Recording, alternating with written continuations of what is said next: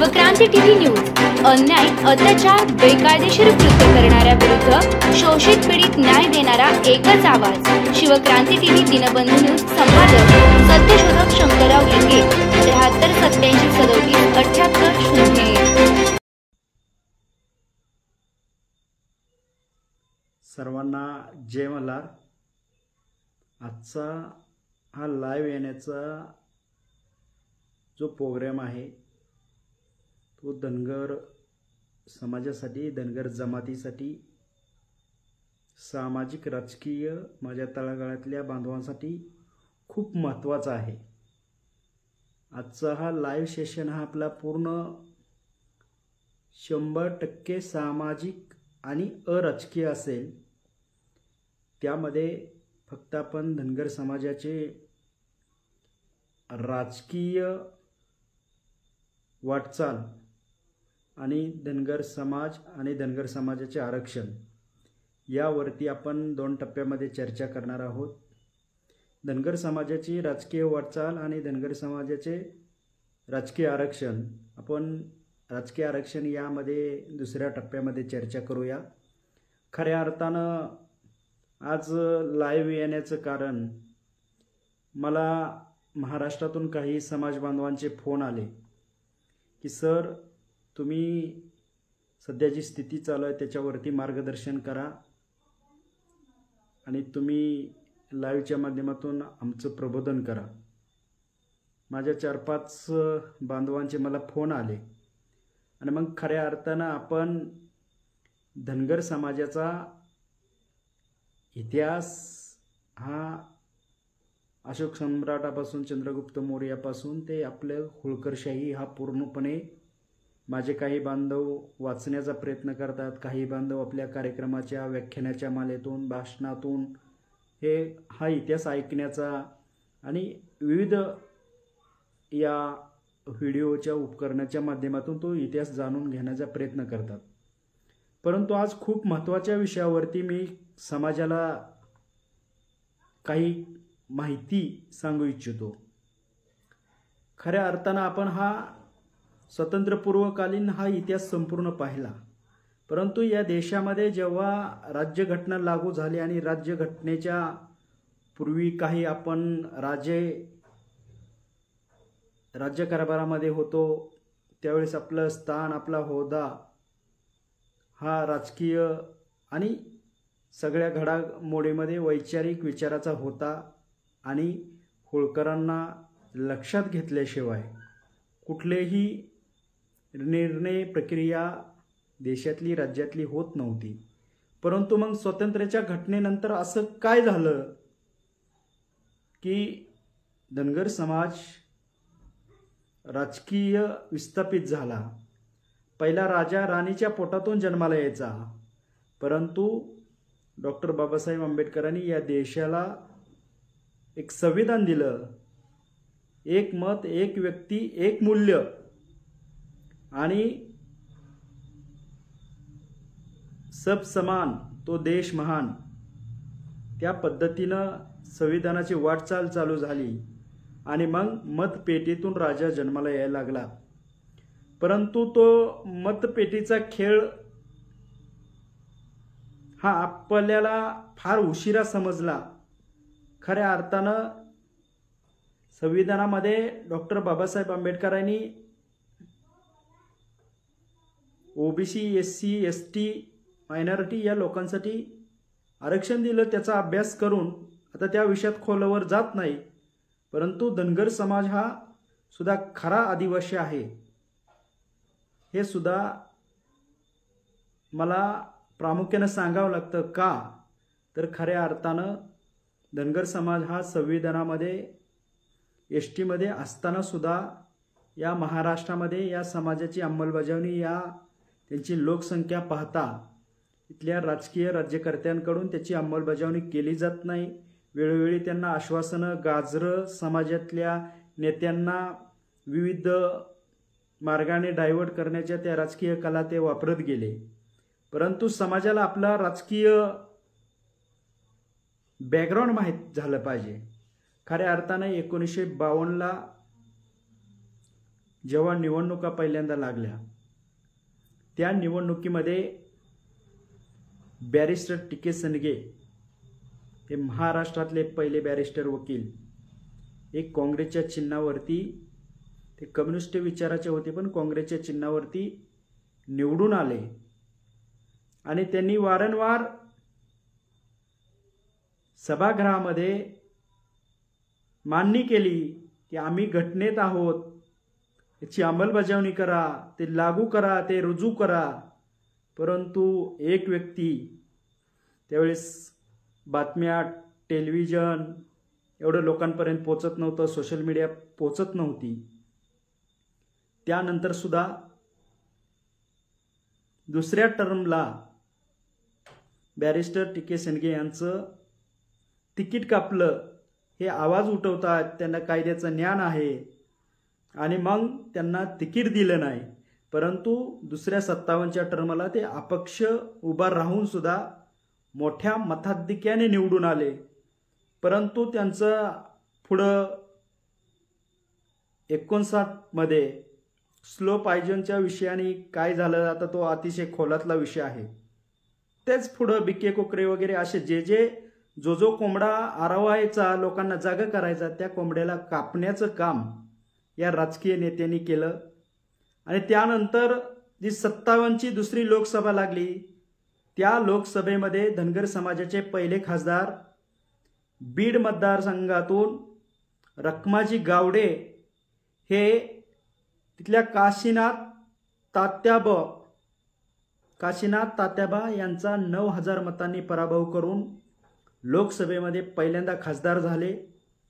ते खासदार होण्याच्या आधी ते आंध्रा विधानसभेचे आमदार होते. आणि एवढंच नव्हे तर रखमाजी गावडे यांनी मुक्तीसंग्रामामध्येही सहभाग घेतला होता. आणि 1962 नंतर जे चीनचं अतिक्रमण झालं, त्या अतिक्रमणानंतर त्यांनी सुद्धा आपले जे वेतन भत्ते जे फंड आहे, तो फंड सुद्धा 80,000 रुपये ते भत्ते आणि फंड PM फंडला जमा केले. आणि त्यांच्यानंतर त्यांच्याकडे जी काही जमीन होती ती सरकारच्या सिलिंग ॲक्टमध्ये ते इतर लोकांना वाटण्यात आली. हा धनगर समाजाचा इतिहास आहे. आणि मग रखमाजी गावडे यांनी त्यावेळेस 80,000 PM फंडला जमा केले असतील. शिंगरोबा धनगराचा इतिहास आहे.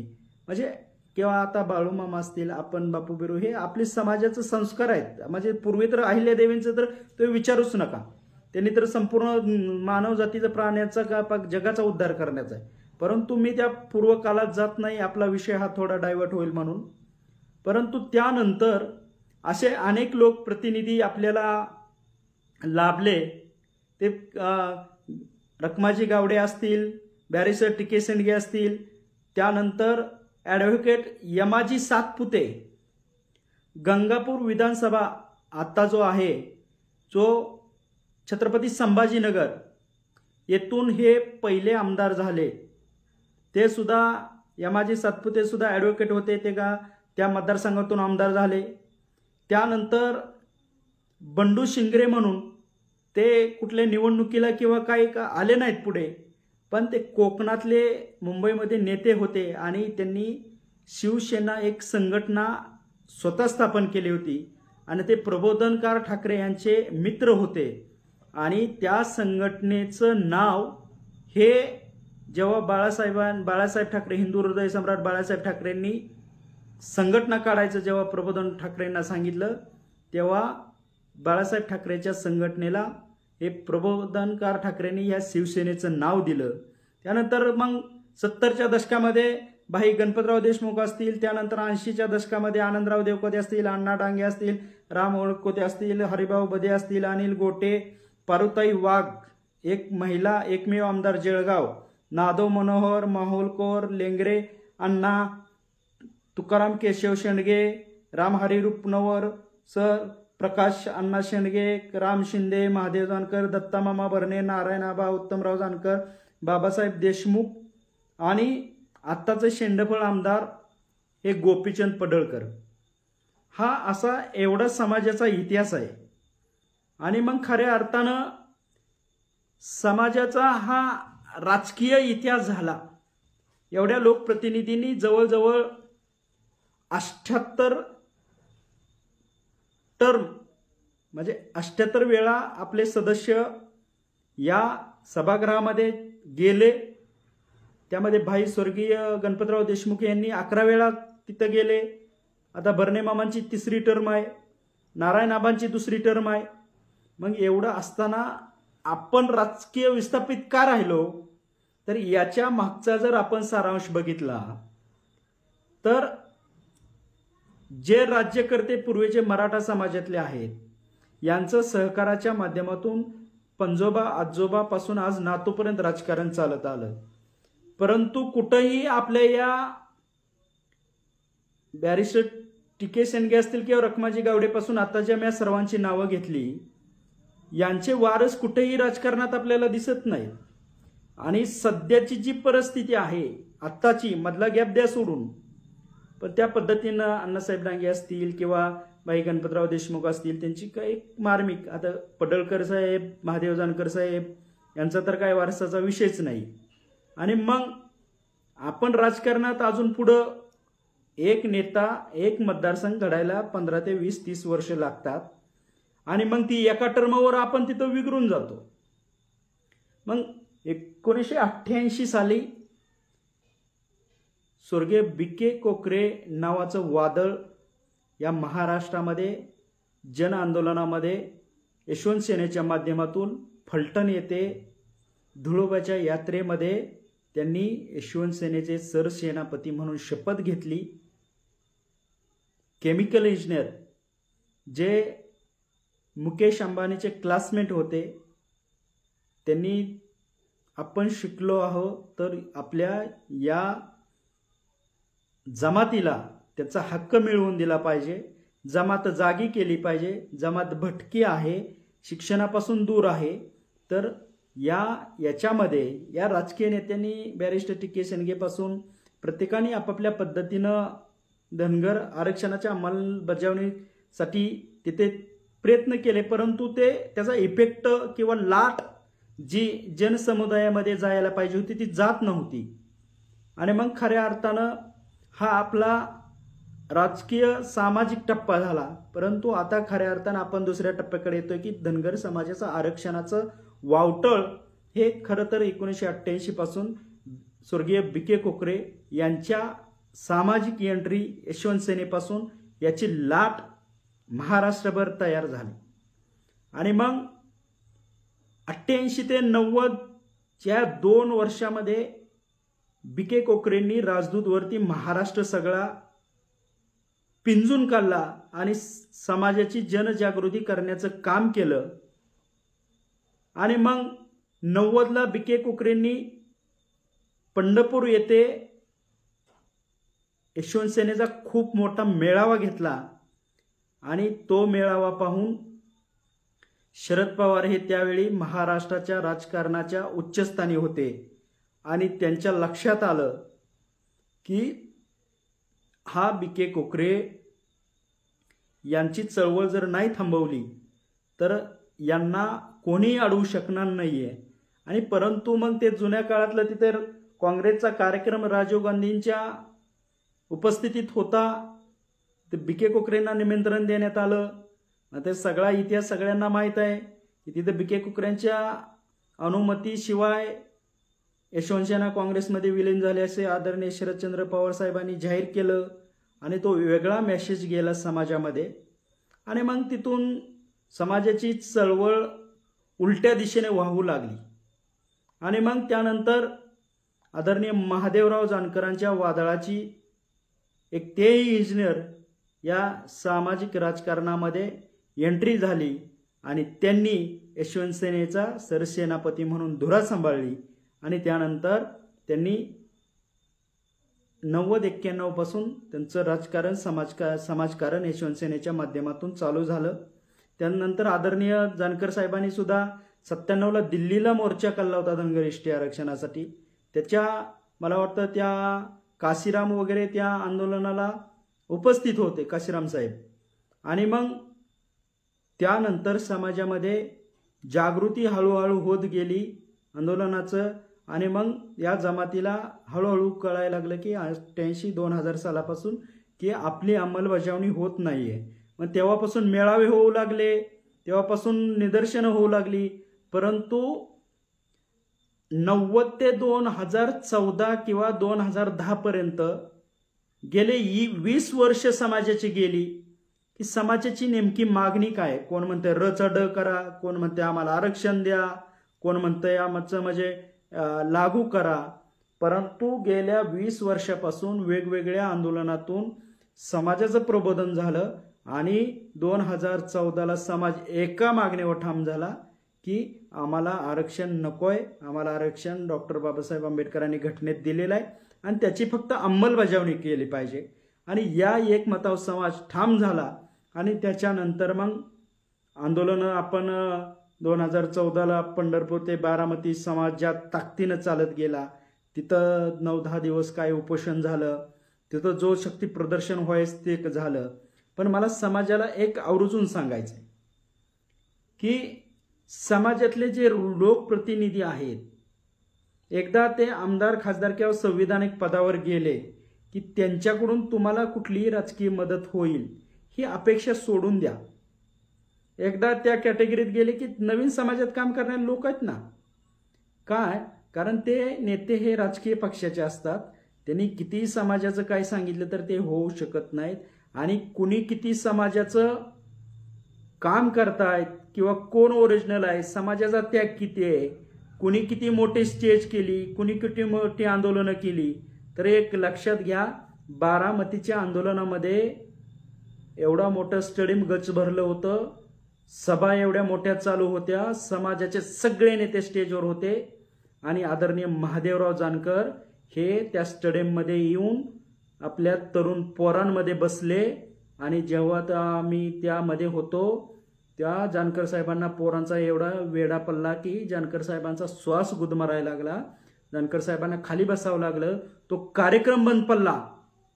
सगळ्या लोकांचं तिकडे जानकर साहेबाच्या घोळक्याकडे लक्ष गेलं आणि मग आयोजकांना स्टेजवरून विनंती करून जानकर साहेबांना स्टेजवरती बोलवलं आणि मग कार्यक्रम सुरळीत झाला. त्यामुळे मला समाज बांधवांना विनंती करायची आहे की काम करणाराचं मूल्यमापन होत असतंय. मी समाजासाठी लय करतो, हा तसला तो तसला, समाज समाजाच्या पद्धतीने बघत असतो.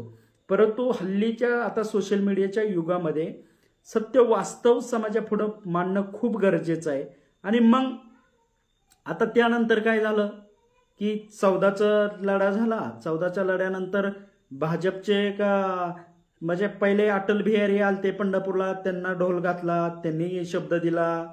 त्यानंतर आता फडणवीस आले बारामतीला, त्यांनी सांगितलं.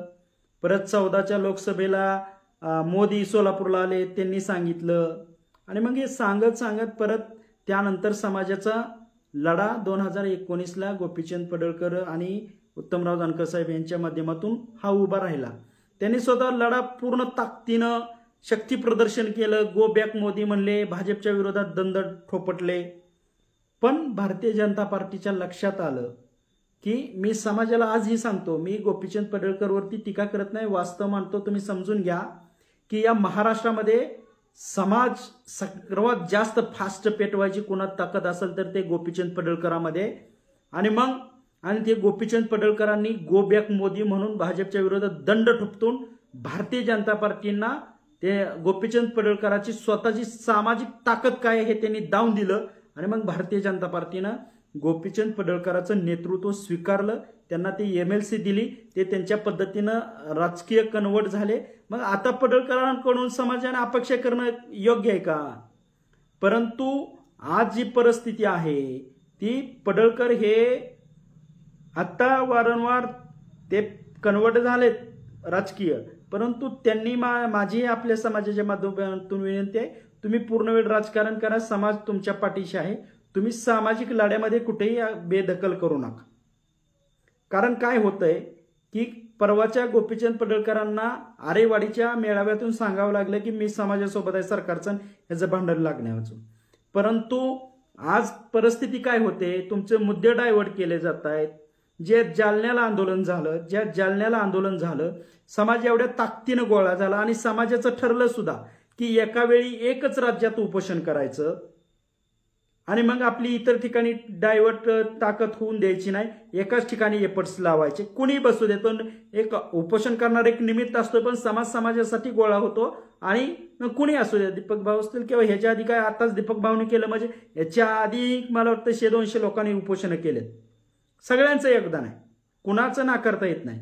परंतु त्या आंदोलनामध्ये आजही आपण गेल्या 30-40 वर्षापासून लढा लढत असताना सुद्धा आपण एवढं मोठं आंदोलन उभा करतो, कुठलीही त्याची पूर्वतयारी, त्याला दिशा न देता, आणि ती सगळ्यात मोठं आंदोलन परत समाजाचं आंदोलन 10 वर्ष पाठीमागे गेलं. जो 24 तारखेला समाज ताकदीनं जालन्यामध्ये गोळा झाला, त्याला दिशा देण्यात आलेली नाही, फक्त शक्ती प्रदर्शन झालं. तिथं समाज बांधवांची या सरकारच्या विरोधात जर अनेक भाषणं झाली असती तर त्याची तीव्रता सरकारपर्यंत पोहोचली असती. आणि 2 दिवसानंतर जे शिष्टमंडळ आलं आणि फडणवीसांबरोबर फोनवरती दीपक भाऊने चर्चा केली, तिथं आंदोलन बॅकला गेलं. त्याच वेळेस मी लाईव्ह घेऊन समाजाच्या हितासाठी हृदयावरती दगड ठेवून मी सांगितलं की तुमचं आंदोलन गुंडाळलं आणि दीपक भाऊ हे सरकारशी बोलायला कुठंतरी चुकीच्या पद्धतीने बोलले किंवा कमी पडले, त्यामध्ये तुमच्या आंदोलनाचा विषय संपलेला आहे. त्या पद्धतीनं ते आंदोलन संपलं आणि मग एवढा मोठा समाज गोळा झाला, त्याची दाहकता काय. आणि मग काय होतं, तिकडे समाज उपोषण चालू आहे, 16 दिवस दीपक भाऊनी उपोषण केलंय. इकडं पडळकरांचं जयंत पाटलांचं भांडण, म्हणजे भारतीय जनता पार्टीचं शरद पवार गटाचं भांडण. पण ते भांडण कसं, गोपीचंद पडळकर आहेत म्हणजे धनगर विरुद्ध जयंत पाटील असं भांडण दाखवण्याचं काम होतंय आणि मग विषय डायव्हर्ट होतात. यामध्ये आम्हाला त्या जयंत पाटलाच्या, पडळकरांच्या किंवा भाजपच्या शरद पवारांच्या गटाच्या वैयक्तिक भांडणामध्ये कुठलाही रस नाही. परंतु त्या दिवशी गोपीचंद पडळकरांनी सांगितलं की मी समाजासोबत आहे, माझी समाजाला विनंती आहे, जे गोपीचंद पडळकर स्वतः पंतप्रधानांना, मुख्यमंत्र्याला तुमची फरशी पुसायला मला परवानगी द्या, मी तिथं फरशी पुसायला राहतो, असा म्हणणारा माणूस समाजासाठी त्या लोकांशी भांडेल का, याचाही विचार करावा. म्हणून इथून पुढच्या काळामध्ये आंदोलन कसे करावे. आता मग तुम्ही काय म्हणसाल, सर तुम्ही सांगा कसे आंदोलन करायचे. सर्व आणि माझे 2-3 मी तुम्हाला मुद्दे सांगतो आणि थांबणार आहे, जास्त वेळ नाही बोलणार. पण यामध्ये खऱ्या अर्थानं काय मुद्दा की पहिल्यांदा समाजाला आरक्षण मिळणार तर 100% मिळणार, ते घटनात्मक आहे, घटनेत आहे. मग तुमच्या आरक्षणाचा विषय काय आहे, मुद्दा क्रमांक 1, तुमच्या आरक्षणाचा विषय जो आहे तो राजकीय इच्छाशक्तीचा विषय आहे. आणि मग ती राजकीय शक्ती कधी जागृत होईल, ज्या वेळेस तुम्ही 25-30%, 40%, 50% समाज ताकदीनं रस्त्यावर उतरत नाही, कुठल्याही राजकीय नेत्याच्या नेतृत्वामध्ये न उतरता सामाजिक आंदोलन म्हणून ते पेटवाल, त्यावेळेस तुम्हाला हे राजकीय नेते तुमचं आरक्षण देतील. आणि त्यामध्ये जो शिष्टमंडळ सरकारला भेटायचा, हा जो हांडगा खेळ आहे तो पहिल्यांदा बंद केला पाहिजे. मला कुणावर त्या आधीच्या शिष्टमंडळावरून कुणावर काय बोलायचं नाही. तिथे सगळे 80% राजकीय दलालच जातात. त्याला एक दिवस उपाशी बस म्हणलं तर नाही, पण तिथं बैठकीला सगळ्याच्या आधी फोटो काढायला सगळ्याच्या आधी. परंतु त्याला राजकीय नॉलेज, अभ्यास, बोलण्याचं, स्क्रिप्ट मांडण्याचं काय नसते, परंतु तिथं फोटो काढायला मग समाज काय तुमचा आहे का, तुम्हाला उक्त दिलंय का, ह्या पद्धती होतात.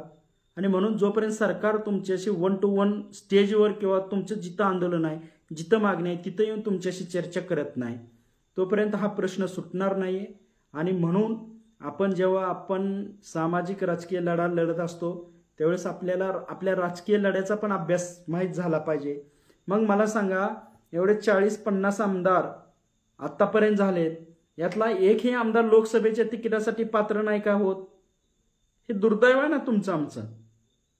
नवीन लोकांना जाऊ द्या ना, देऊ दे तिकीट, पण माजी आमदार राहिलेले आहेत, काही चालू आमदार आहेत, या लोकांना 48 तिकिटापैकी एक तिकीट कुठला 3-4 पक्षातला तुमच्या समाजाच्या माणसाला लोकसभेचं तिकीट देऊ शकत नाही. हे समाजाचं दुर्दैव नाही का. म्हणून माझी बांधवांना विनंती आहे की मी स्वापली आणि वैचारिक आहे, ज्या बांधवांना बुद्धी आहे अशा बांधवांनी हे विचार समाज बांधवापर्यंत पोहोचवावेत.